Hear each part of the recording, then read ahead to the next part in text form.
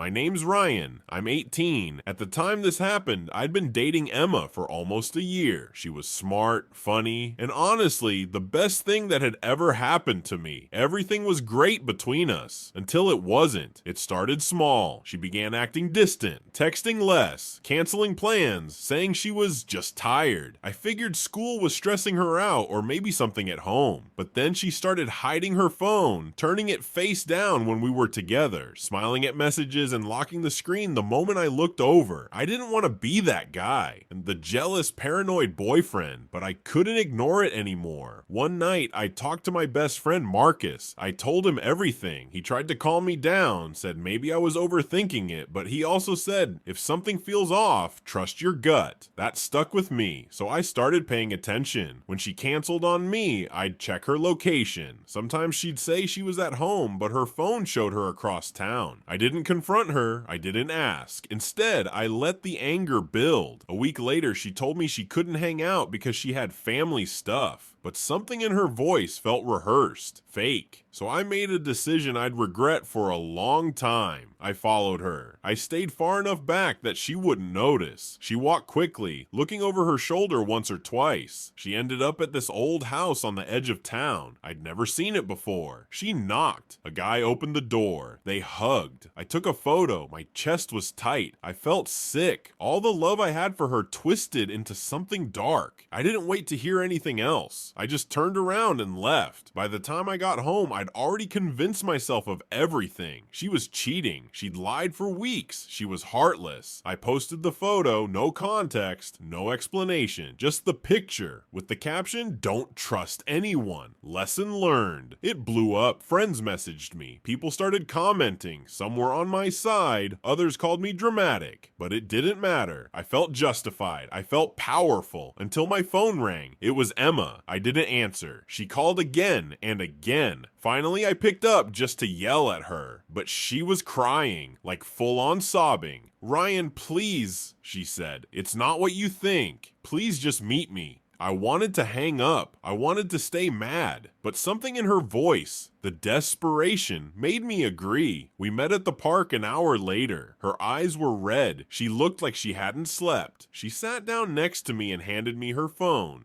"Read the messages," she said. What I saw destroyed me. The guy in the photo wasn't her boyfriend. He was her stepbrother. His name was Caleb. He had run away from home a month earlier because their dad, Emma's stepdad, had been abusing him. Caleb was 17, scared. Emma had been secretly helping him, bringing him food, clothes, keeping him hidden so the police wouldn't send him back. She didn't tell anyone, not even me, because if her stepdad found out, he'd come after her too. I sat there, stunned, ashamed. Everything I thought I knew had flipped. "I was protecting him," she whispered. "And now everyone thinks I'm a cheater." She got up and walked away. That was the last time I saw her. She deleted all her social media, changed her number. I tried to message her through friends, but she was done. I couldn't blame her. I spent weeks replaying everything. I ruined her name. I exposed something she was trying to keep safe. And I didn't even ask her side before going nuclear. Months later, I heard from Marcus that Emma had moved out of state. Caleb's doing better now, living with relatives, going to therapy. Emma, I think, is still trying to heal. As for me, I learned a brutal lesson. Never assume, never jump to conclusions, and never let pride destroy someone's truth. If you're still listening, trust, talk, and don't let paranoia win.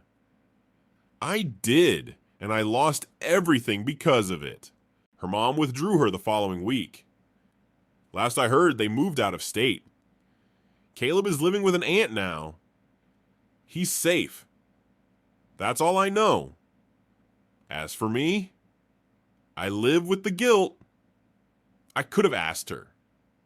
I could have waited. I could have trusted the person I claimed to love, but I didn't. I assumed, I acted out of pride. I wanted attention, validation, and I got it at the cost of someone else's life. Sometimes I scroll back through the photo I took that day, the hug, the proof I thought I had, and I wish I could go back and delete it before I ever posted it. But real life doesn't have a rewind button, so if you're hearing this, learn from me. Don't act before you know the truth. Don't post before you ask. Don't let suspicion ruin something that might be real, because when trust dies, love isn't far behind.